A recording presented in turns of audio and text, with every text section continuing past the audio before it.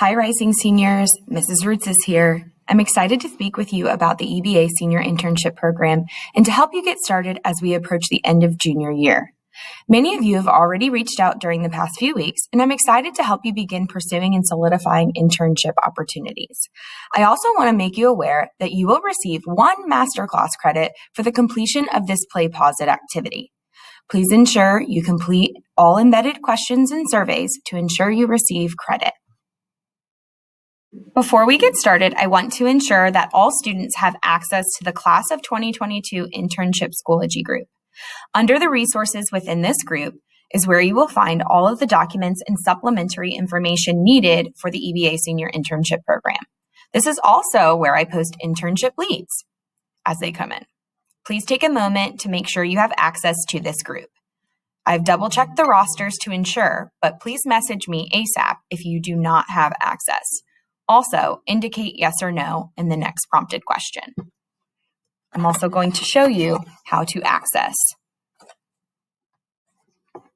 Go into Schoology, click on Groups, and click on EBA Senior Internship Class of 2022. As you can see, I've already posted several leads, and under Resources, you will find all of the documents necessary for the upcoming course.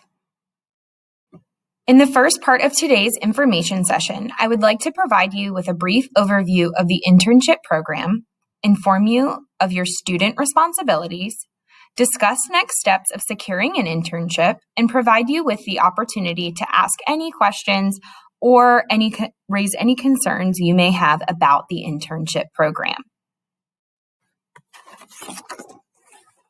This internship course is unlike any other course you've taken.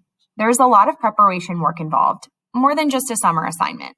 The earlier you start your search process, the less stress, anxiety, or pressure you'll feel as you enter your senior year. Remember, college applications are right around the corner. Here are a few things I would like for all students to keep in mind as you begin your internship search. Remember, every internship experience is completely different for every single EBA student. Be comfortable with the unknown. It can be really scary not knowing exactly the way something will turn out, even if you work your hardest. The more you try, the better results you will have. I promise. Be proactive.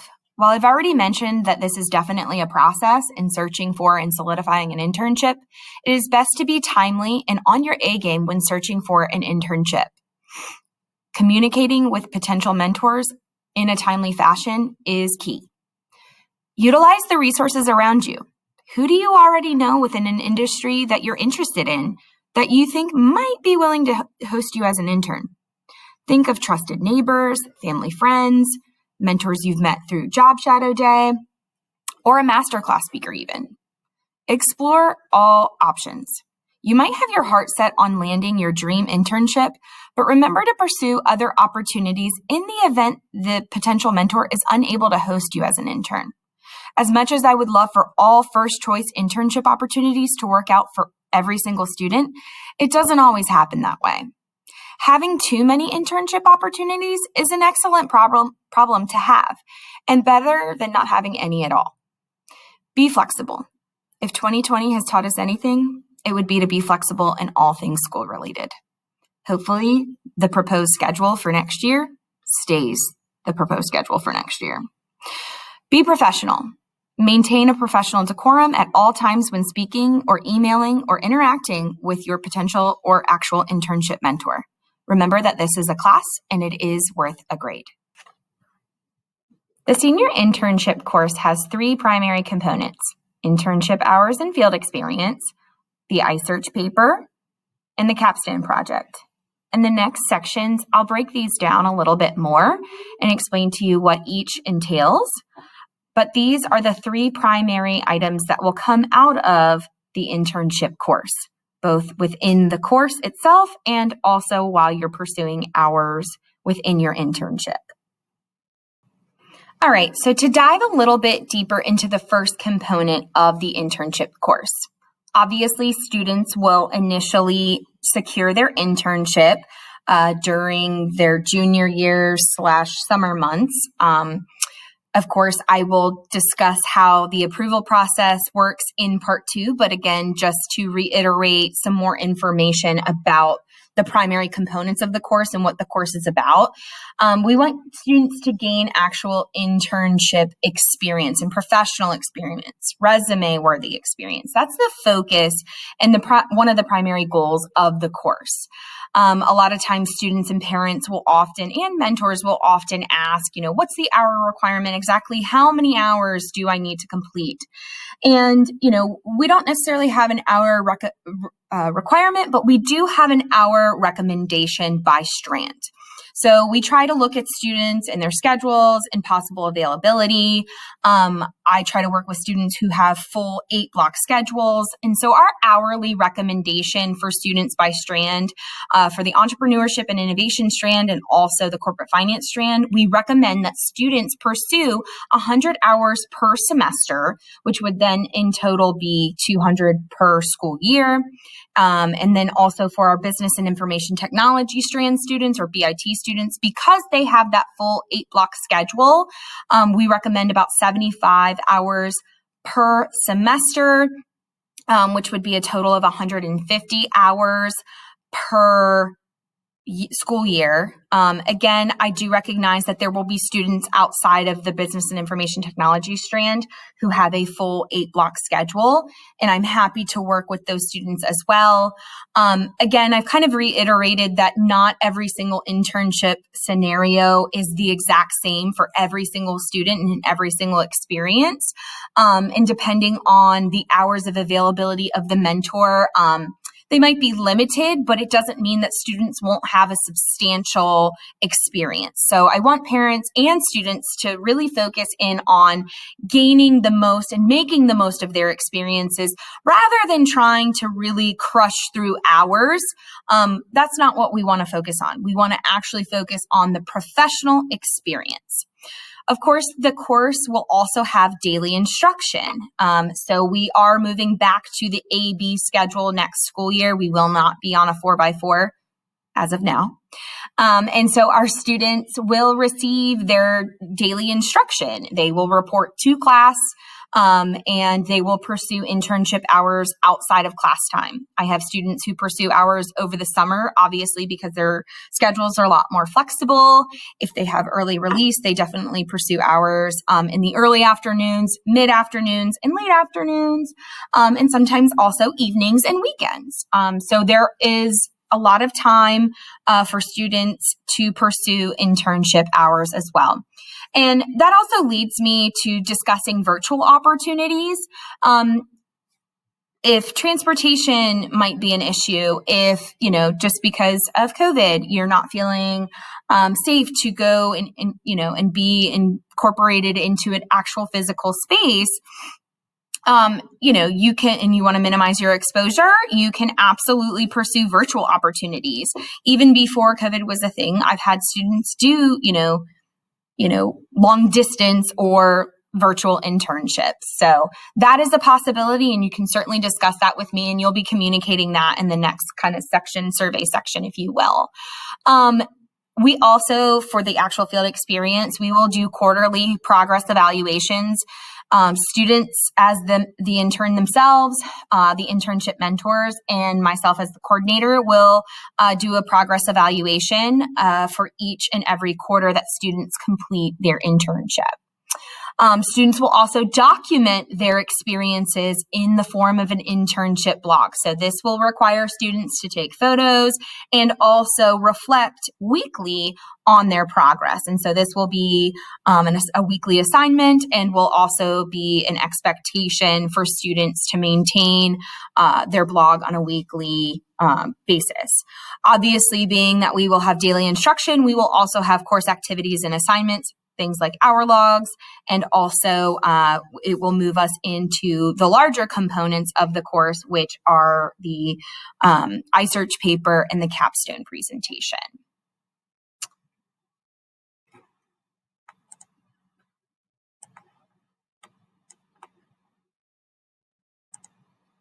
So the iSearch paper begins in a student's junior year. They complete their internship proposal towards the end in the spring, probably after you're watching this video, as you start to kind of reach out to certain internship opportunities, and you finally secure one. You're going to need to live in your internship a little bit. I'm not sure that every student will know exactly what they are going to research in the beginning. That's why I ask students to tentatively tell me, well, I know what the organization is and who they are and what they're about. And I've had a chance to kind of acclimate myself with my mentor. And I also have an understanding of what I will be doing within my internship and what I'll be working on. So what is a research topic that I want to know more about that will align with my work as an intern? So you'll identify some areas of research interest, and you will complete a proposal. The proposal pretty much just, gives me the contact information of the student, their parents, and also the internship mentor. They will explain how they connected with the internship mentor. They will explain objectives about what they will be doing, and these could be tentative. They do not have to be exact, but it does allow me to see, as the internship coordinator, it allows me to see kind of what the student and the mentor have discussed moving forward. And then it also, with that contact information and the kind of identified objectives and projects that the student will be working on, it allows me to communicate with the mentor about kind of program expectations and if there are any questions that I might have in accordance with our program. So students our junior students, rising seniors, are asked to submit, the target date to submit their internship proposal will be about June 7th, okay? And again, I will explain a little bit more about the proposal process a little bit later. And then once their internships are approved, they will receive an approval either through a Schoology message or an email saying, hey, you're ready to get started. I also typically try to include the internship mentor in on that communication. So it's typically in the form of an email. And so again, in that internship proposal, students will just simply tentatively consider some areas in which they would like to research. And that's the beginning of that iSearch paper. And during their senior year, the actual instructional course will walk the student through preparing upwards of a 10-page iSearch paper. So they will align their work as an intern with their research component, and then they will research, they will have a measurable component where they show progress, or possibly maybe a lack of progress. Maybe they're implementing a certain strategy and it didn't work, and then they moved on and they did a different strategy, or they tried something different or another method. An iSearch paper is an informal research paper written in the first person narrative that documents an experience that they wanted to know more about. So it's a combination of their actual field experience in their internship and actual outside research. And at the end of that paper, students will then move into the final and last component of the iSearch paper, or of the internship course, which is the capstone presentation. So obviously the student will present their findings of their iSearch paper. They will take all the contents of their iSearch paper and condense it down into an actual capstone presentation. And this is where they are going to showcase their work as an intern and also the research findings that they kind of came to. And then they will also present this to a panel of EBA professionals, partners, administrators, EBA teachers. Obviously, the goal will be for us to invite classes into the seminar space to view these presentations, but depends on how COVID is going for us to do that. In the resources group, I have included some sample of capstone presentations, and I also have one right here. I would love for you guys to have a moment to kind of go through and take a look at it and watch them at your leisure. And then all of their work throughout the course will also, like the primary components, will all be kind of documented in the student digital portfolio. So back in freshman year, all of our students start an EBA portfolio. And so part of my course, a very small part of it, is to also discuss the internship, or to discuss and kind of wrap up the EBA student portfolio. So the last pieces that they will add from their time as an EBA student will be from the internship course. Now that we've learned a little bit more about the primary components of the internship program, I wanted to provide students with an opportunity to view actual examples of internships completed by EBA students from the past, both class of 2020 and also through term 1 of 2021. These student interns were awarded the top 10 Outstanding Internship Awards for their exceptional work as interns. As you will see from viewing these examples, many of them might be familiar faces, but all of these internships are very different from very different businesses and organizations. So please don't think that one organization or one business may or may not fit the requirement for the internship course. There is business in just about anything. And this is also something that is led by the interest of students. So again, that's why we have the internship proposal process in place. And much of what our students do is often approved.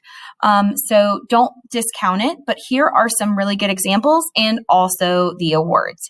So just to talk about an example, so an EBA partner owns an event planning business. Thus, the student studied and implemented the latest trends in event planning and reported upon how that went, or also like what that actually was, what those latest trends were. A student had a neighbor who owned a cyber consulting firm, and they proposed solutions for a client. So the student analyzed cyber crimes and cyber law, and then also implemented their recommendations. And then the third student made a connection with an EBA partner that manufactures, sells, and ships a certain product. And so their focus as their work as an intern was to ensure quality of these items that were coming off of production. And so their research topic was quality management and production of products. And then another student had a family friend who owned a local retail store that competes with the big box stores. And so they, they researched competitive pricing. And so that was kind of their constant focus. And so next I want to share with you the top 10 student interns from 2020. These are students who completed some exceptional work during their time as interns, even though their year was cut a little bit short. They still had the summer through March, if you will, of 2020 to really make an impact. And obviously, we will be selecting top 10 internships from the class of 2021 and also for you guys in class of 2022. So, and these, of course, are across all different strands, all different types of businesses and organizations. So really be open-minded. So the first one is Carson Blythe. His internship was with Weathered Security, which is a cybersecurity firm. And his topic was the importance of cybersecurity and a secured network. We also have Claire Boynton, who interned with Waves Psychotherapy, and her job, while it was a therapy led business, her focus was creating a new marketing plan for service-based businesses. A lot of her research was done on the referral process. We also have Carmina Buensuceso, who interned with Bethany White team of Berkshire Hathaway, and her research topic was client retention in the housing market. We also have Kiara Chapman, who interned with Tidewater Family Dentistry. And her topic, of course, was the practice of dentistry. Kiara moved on to earning her X-ray tech certification right as she turned 18. So she actually went from a non-paid internship to then later a paid internship, which was really excellent because she earned that certification. We also have Rihanna Connor, who interned for two businesses under one house, which is the Hickory Trading Company and the Hitching Post Educational Center. And her research topic was providing post-secondary employment programs for adults with profound disabilities. And that was a rather interesting one. And Rihanna is now pursuing an education degree in special education from Wesleyan University. So these were two great tie-ins, and I believe they're also identifying this internship for her as one of her practicum experiences. Kaylee Duvray, who was a BIT student, also interned with On Call Telecom, and her research topic was the implementation of an effective security policy within the corporation.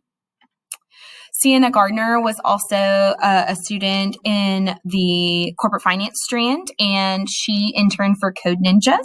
And her topic was very timely, and it was equitable access to coding education. Andre Moss was a student in the corporate finance strand, and he created a peer tutoring program here at Kempsville and ran the tutoring center here. And he worked with our math specialist at the time to conduct a rather fluid tutoring program, a recruitment process, and also a follow-up process that was a student-led tutoring program. And his research topic was tracking student progress and retention through the tutoring program.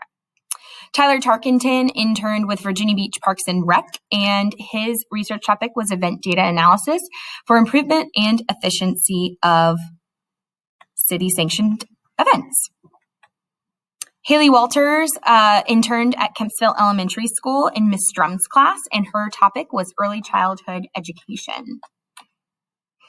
So many of you are probably thinking, what do I need to do now? So I've kind of gone through the major components of the actual course, and I've gone through some examples and research topics, and I hope that you guys can see they're rather complex and they're very diversified. And so, there's a lot of opportunity, and really tap into those connections in your network.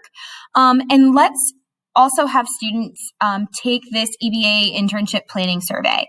Let's get those wheels turning about what are some possibilities that I already have in my back pocket that maybe I hadn't thought of before. And then let's also think about what do I need to do next, and how am I going to do that in order to start reaching out to those connections that I already have.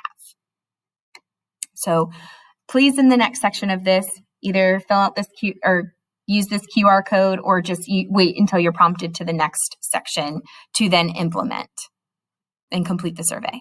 Part 2 of this instructional information session is, how do I secure my internship? This is the biggest question, but also probably one of the hardest things to do. However, in this section, I'm here to give you some sound advice as to how to get started and what to do once you do find an opportunity.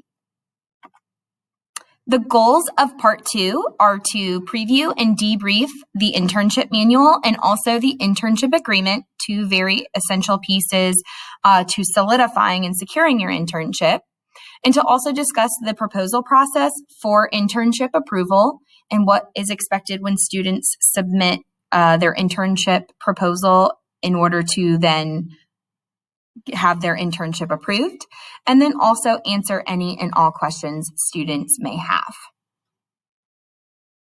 In order to start reaching out to potential mentors and to begin your internship search process, all students, parents, and eventually internship mentors will review the EBA Senior Internship Manual. This is your one-stop shop to all things internship related. If these answers cannot be found in the internship manual, of course, always message me or send me an email. This internship manual, first and foremost, outlines the COVID updates that were implemented last year and will very much be in place for next year. Of course, we have a program that we implemented pre-COVID, so there are, aspirations to one day be able to return to the original design of the course, and slight changes. But of course, if students and families are still wishing to have virtual opportunities, we are going to encourage students and families to pursue virtual opportunities.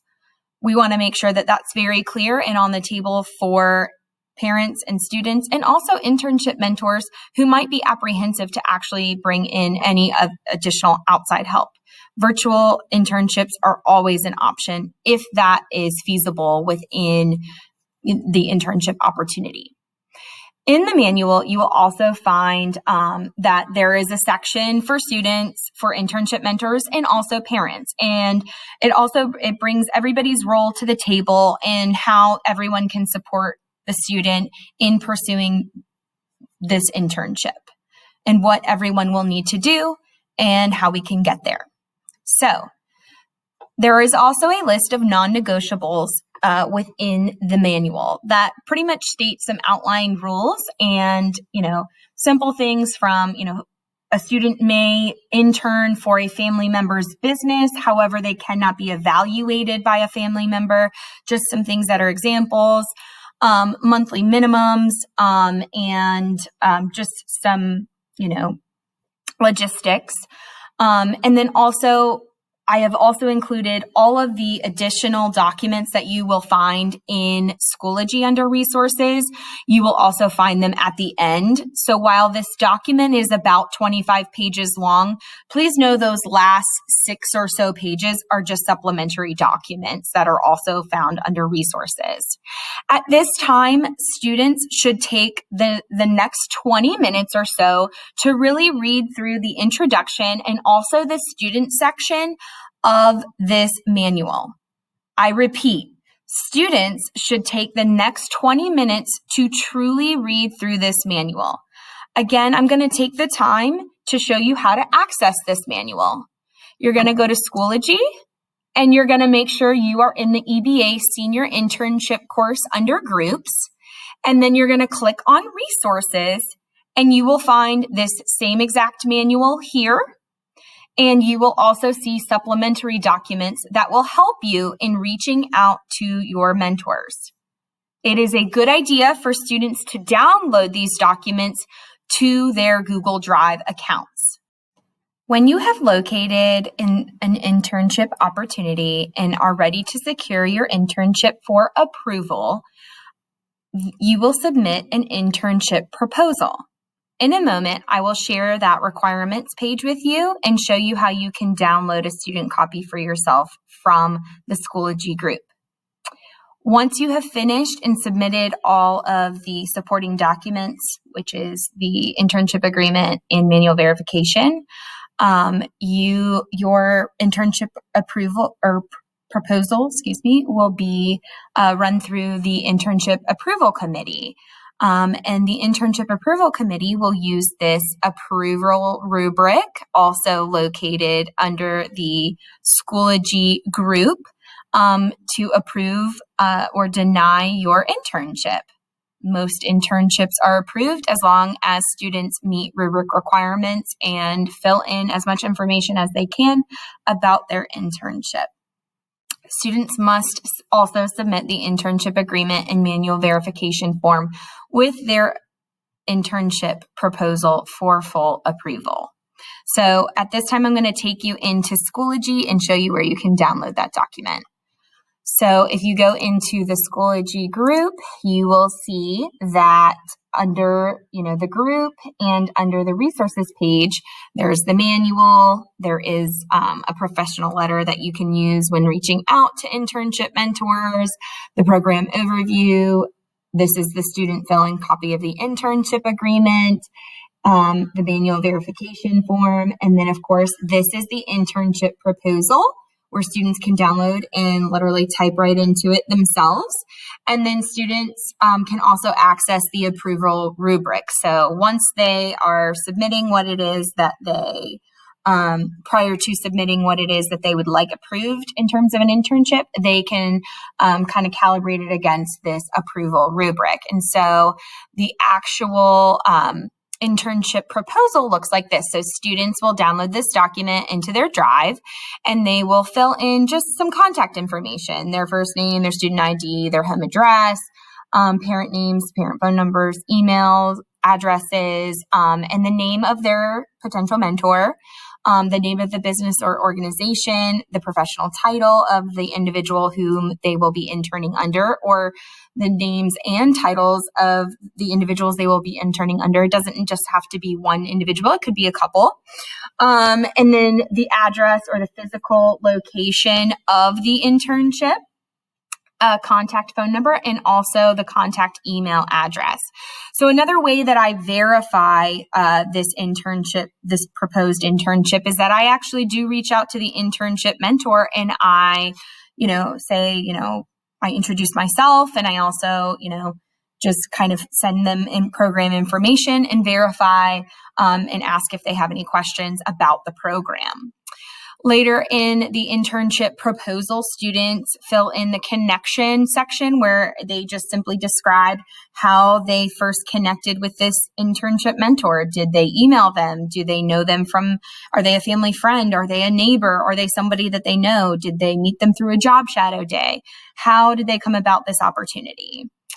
Of course, students will complete this internship proposal by themselves primarily, but it's okay if the student shares this internship objective section so they can really line up and identify what exactly will students be doing in this internship. And, the goal of gaining professional experience is that students will help, these organizations or businesses solve a problem, meet a goal, or fulfill a need of the business. And so students will either learn, practice, observe. There's lots of different adjectives we could use here, and verbs, action verbs, if you will. Students will, fill in the blank as they are pursuing internship hours and as they are interning, if you will, with these said organizations. So students, again, this is not written in stone. I often have a lot of students who surpass these internship objectives, whether it be within the first week, the first month,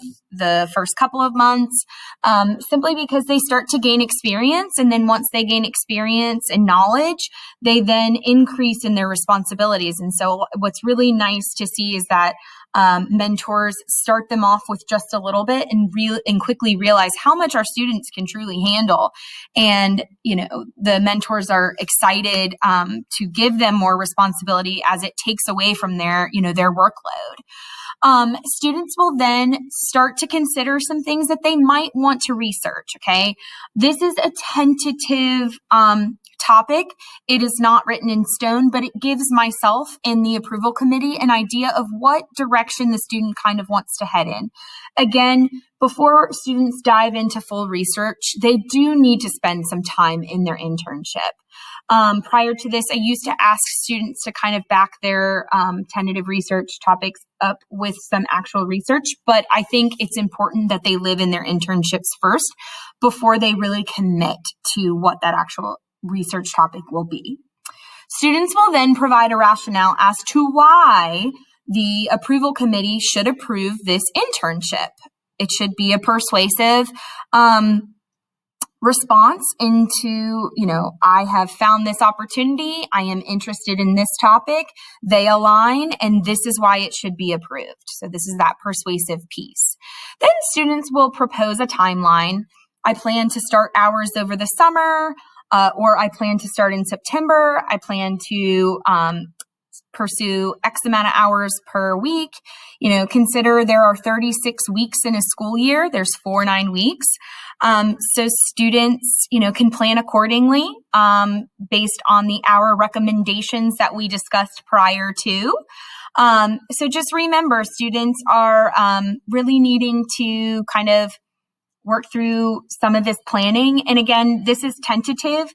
Again, we don't know that students are going to receive their, internship place, or we know that students aren't going to receive next year's schedules until, late August, but they can certainly outline a summer schedule and then something tentatively that they would like to pursue in the future. So a nice, timeline and, what they plan to do.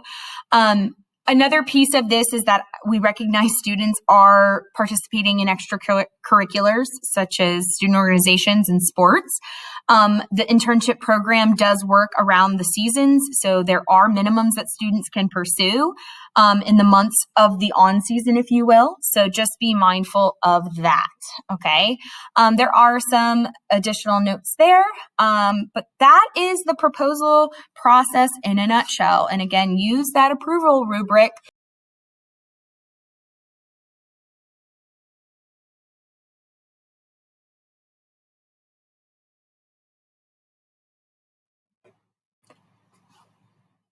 Now that we've reviewed through the internship manual and the internship proposal process, you will need to start searching for internship opportunities. Make sure you update your resume. That is important.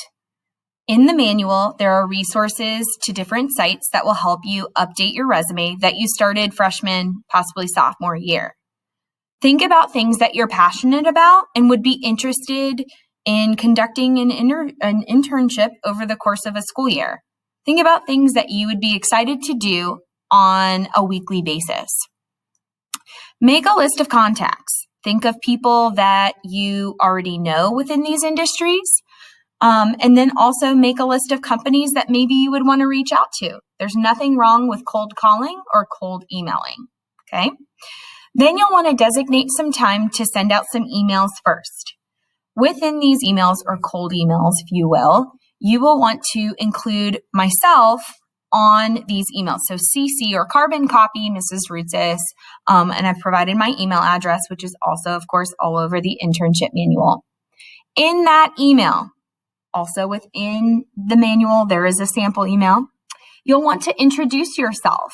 You will want to explain that you're looking to secure an internship within a certain industry or field.